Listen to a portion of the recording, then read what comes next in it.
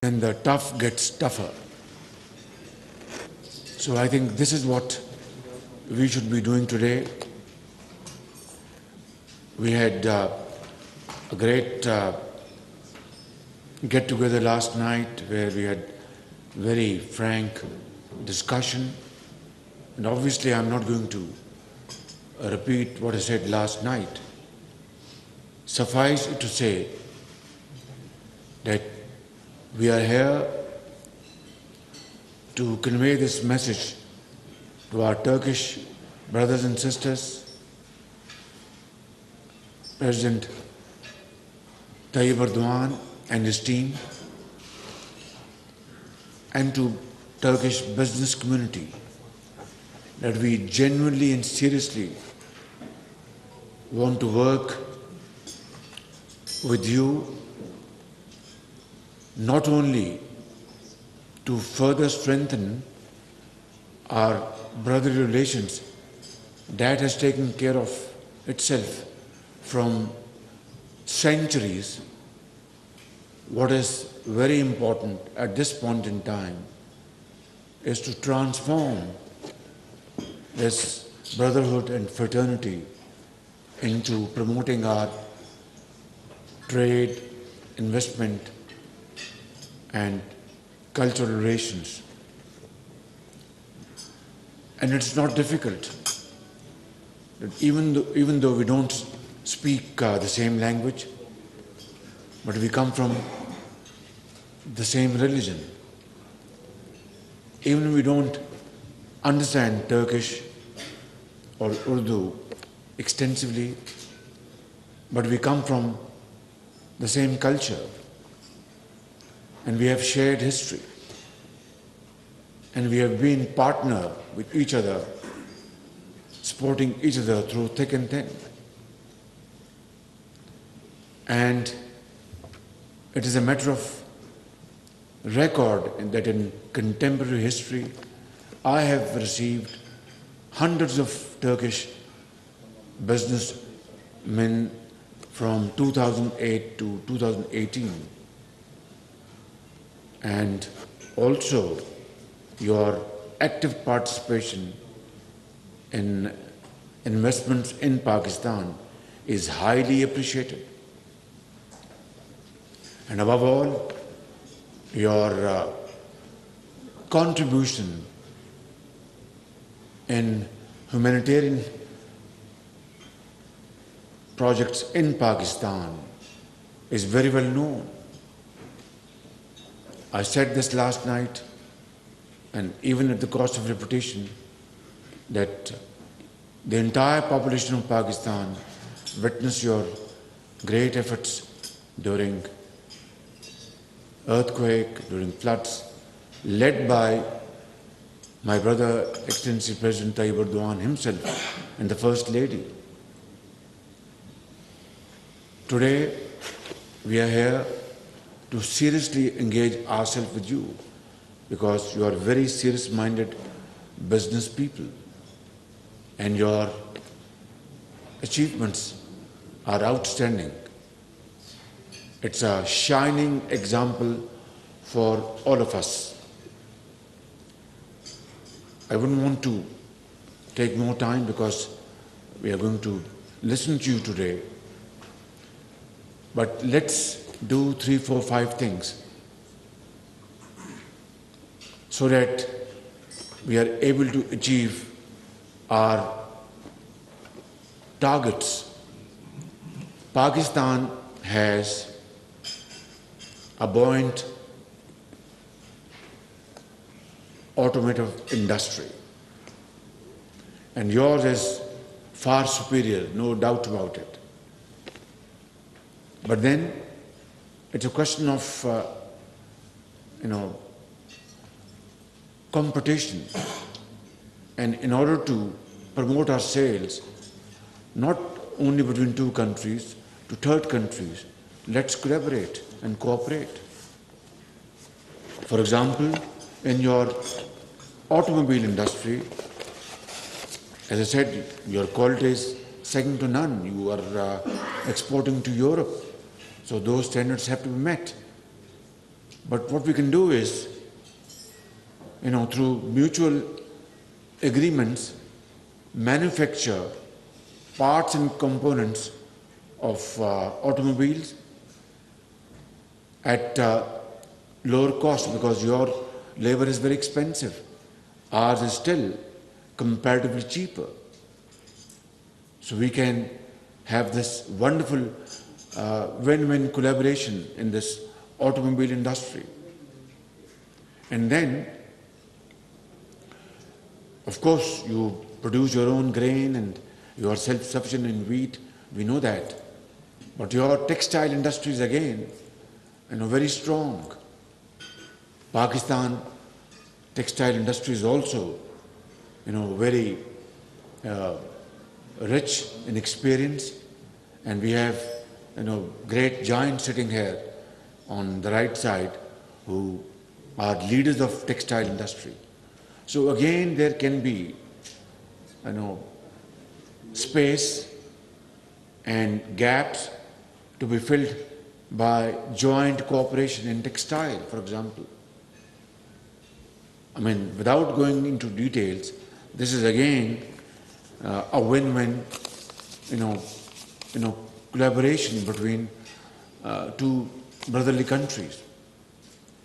And then you are far ahead of Pakistan. In fact, you are one of the world's leading country in building dams, hydel power generation projects, and then renewable energy. We discussed Zolo last night.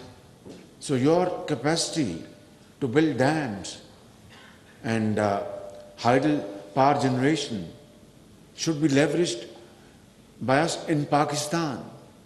So you will invest money, get profits, and we get cheap hydel power electricity. This is a great vision which we must, actualize through joint discussion and quick decision. Similarly, in renewable energy, we have great potential in Sindh, in Balochistan, in KP, and in Punjab. Like wind power generation, already Turkish companies, as I speak, we know, are already active in Pakistan, in Sindh, in Punjab. And let's promote this, solar energy and wind power for two reasons. A developing country like Pakistan cannot afford prohibitive bill of billions of dollars to finance our very expensive oil and gas and other related items. We cannot. So we have to replace our import of raw material by, enlarging the scope of hydel power generation and renewable energy. And this is, a wonderful combination. Great investors are sitting here on my left, experts and experiences with you. Please come to Pakistan, and all our cascade from Deamir Bhasha down to Tarbela Dam and Mangla is full of potential of 40,000 megawatts. 40,000 megawatts. And this will have two wonderful impacts. That it will control flash flooding. It will definitely be very helpful, because once you have such floods, it is devastating, and we've seen in 2010. And two, exploit these great potential points and convert them into energy. So, how to go about? These are matter of details. This late morning, I am just trying to, elaborate broad parameters of our future cooperation which must be kick-started before I finish my humble comments. And three, you will have profits, and we will have these great advantages, including restricting desiltation process through this investments from north to south. So I think these are some broad areas where our cooperation can be very, very productive and profitable. Yesterday I met this young gentleman from Zulu. He is now bearded. I took some 20 seconds to recognize him, and so he's here. And they have been very keen. They have invested in sand and in wind power, and they were very keen to invest in solar. Finally, this moment has come, and all hurdles have been cleared. So what I'm saying is that these are milestones to be achieved. Only then will this have a semblance of reflection of our brotherly relations, which are very genuine. They're not artificial. I mean, a taxi driver here in Ankara or in Istanbul or in Lahore, in Karachi or Peshawar or Quetta, I mean, once he knows that a Turk brother is sitting in his taxi, he will say, I will not charge you, as they would not charge in Istanbul or in Ankara. Or somebody sipping coffee in a Turkish coffee shop, once he's known that he's from Pakistan, they will say, thank you, you are a brother, Kardesh. So I think this is what the spirit is all about. And it is not from today or yesterday, it is from centuries, my brothers and sisters. So I'm here today with my great team, on left and right, and of course on this right side, on the left side, to convey this message to you in no uncertain terms, and absolutely loud and clear, that I will be, along with my colleagues, we will be welcoming you with both arms to come and invest in Pakistan, promote trade, and through innovative measures, through modern technology and modern skills. We have a very young population. 60% of our population, span from 15 years to 30 years, and it is a big challenge. But according to this Chinese time-tested quote, a challenge has always with it, opportunities. So, I mean, this young generation in Pakistan, boys and girls, we can, and I offer this, great, opportunity here, that let's train them with modern skills and technology, IT-led technology, so that they are empowered, and then they become great, leaders of Pakistan. And today, I'm telling you that our neighboring country, India, their IT field exports something like $200 billion worth IT products, and ours is just $1.5 billion. It's a shame. So I think this is again a great opportunity for us to collaborate, and we have now a sizable base of IT knowledge in Pakistan, but this needs to be further multiplied many-fold. So this is again a great area of cooperation. Similarly, agriculture, dairy farming, I know a project is coming up in Lahore through joint venture. Mia Mancha, I think he's putting up a dairy farm with Turkish collaboration. So all this is very well, very good. But then it is not enough. Rather, it's very, it's insufficient and does not reflect our brotherly relations. So let's resolve today. I've requested my brother, Trade Minister, that before we conclude this meeting, we must sign a letter of intent that yes, through our untiring efforts, we shall achieve a bilateral trade figure of $5 billion in 2 years to come. Difficult, but not impossible. Nothing is impossible in this world, provided we have the will to do.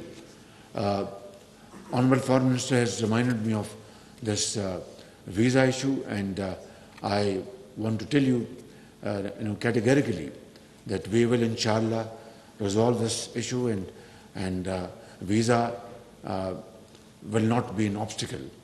Rather, we will have this visa turn into visa, where we all earn and spend. So let's do this in a manner which is befitting and mutually beneficial. At the end, I'd like to quote Iqbal's part of his stanza, which is very relevant in this day and age for both of our countries.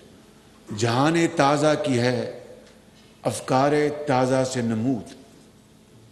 Jahane taza ki hai, afkare taza se namud.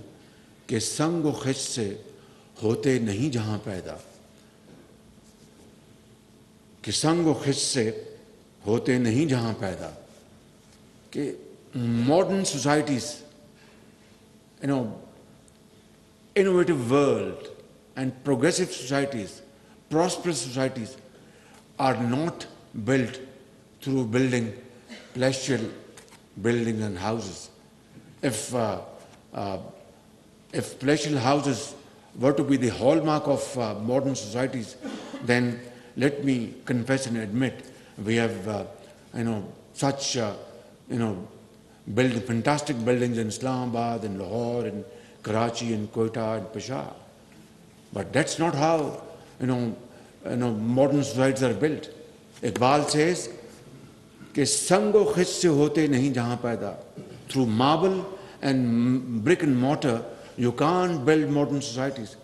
It is only through innovation, through modern techniques, through knowledge, through hard work, through untiring efforts, through sacrifice, which you have done and which we must do. And together we will, inshallah, achieve our position in the Community of Nations. Thank you very much